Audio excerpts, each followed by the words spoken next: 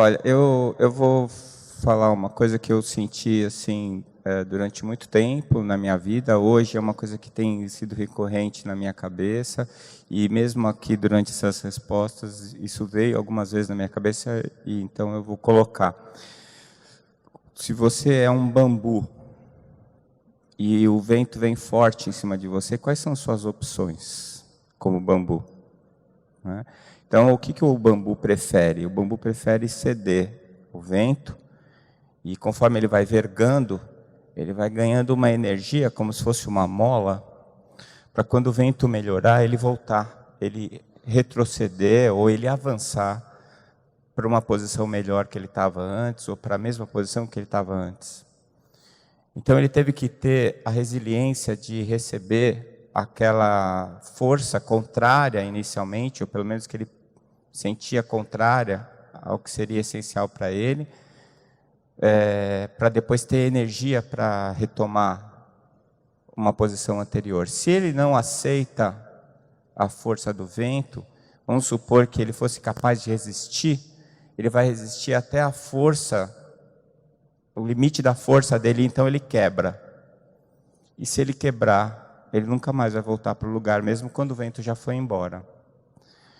Na minha opinião, essa é a diferença entre dor e sofrimento. A dor, ela é inevitável, e ela acontece o tempo todo. Quem já passou dos 50 sabe que é a idade do condor. Hoje de manhã eu levantei, estava feliz, falei, oba, hoje é semestre, nós vamos para a sala de entrevista, apesar que eu fico morrendo de medo dessa hora. E a hora que eu sentei na cama, assim, doeu minhas costas, doeu minha cabeça, doeu meu ombro, eu fui coçar a cabeça, doeu o braço, eu falei, que beleza, estou encarnado, né? Levantei para fazer as minhas coisas, e aí você percebe que assim, durante o tempo todo você está sentindo dor. O medo que a gente tem de morrer é o medo de sentir dor. O medo de você envelhecer é o medo de não conseguir, pelo menos no meu caso, eu tenho medo de não conseguir escovar meu dente, tomar meu banho. Eu tenho medo de perder minha autonomia. Eu tenho medo de sentir dor. Mas você ter medo do que é inevitável é igual o bambu que não quer ceder o vento. Vai chegar uma hora que você vai quebrar. Então, o que eu acho que a gente tem que fazer é perder o medo da dor. Por quê? Porque ela é inevitável.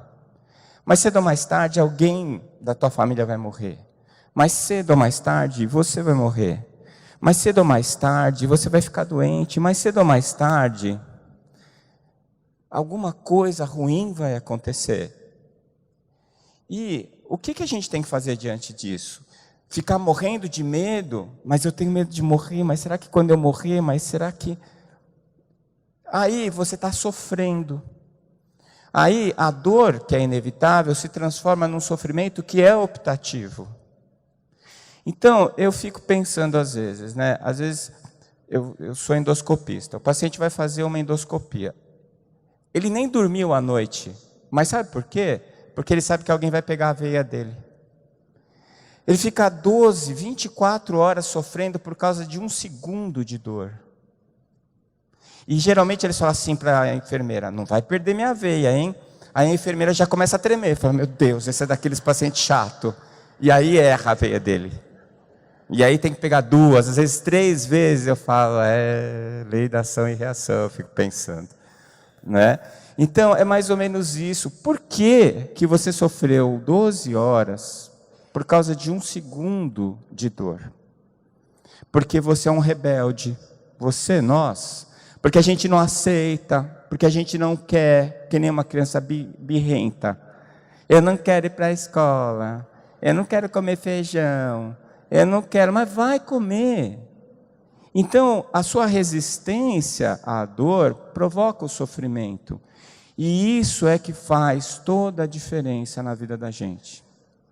Se eu der risada da minha dor quando eu levanto de manhã para escovar o dente, se eu aceitar que o envelhecimento está me trazendo uma série de limitações, mas ao mesmo tempo está me trazendo mais maturidade, mais condições de enfrentar uma série de coisas que eu não conseguia enfrentar antes.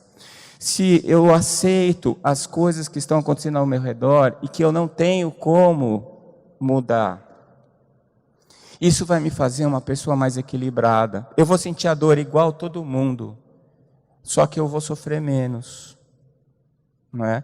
E eu deixo aqui para vocês, como lembrança, essa fala de Francisco de Assis, que é assim, que eu tenha força para aceitar o que eu não posso mudar, resiliência para aceitar o que eu não posso mudar, força para mudar o que eu posso mudar, e sabedoria para saber quando é uma coisa e quando é outra.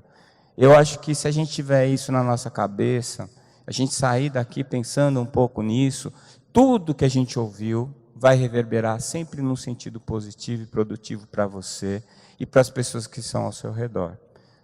Então, com isso, eu deixo aqui a minha gratidão enorme por esse amor que bate na gente quando a gente está aqui em cima e que vem de vocês e que faz com que a gente consiga lembrar ou pensar em coisas que a gente nunca pensaria se não tivesse tantas consciências vibrando amor, que nem vocês vibram na direção do palco. E dessa maneira a gente cria esse ciclo virtuoso de multiplicar alguma coisa que às vezes a gente nem tinha quando chegou aqui.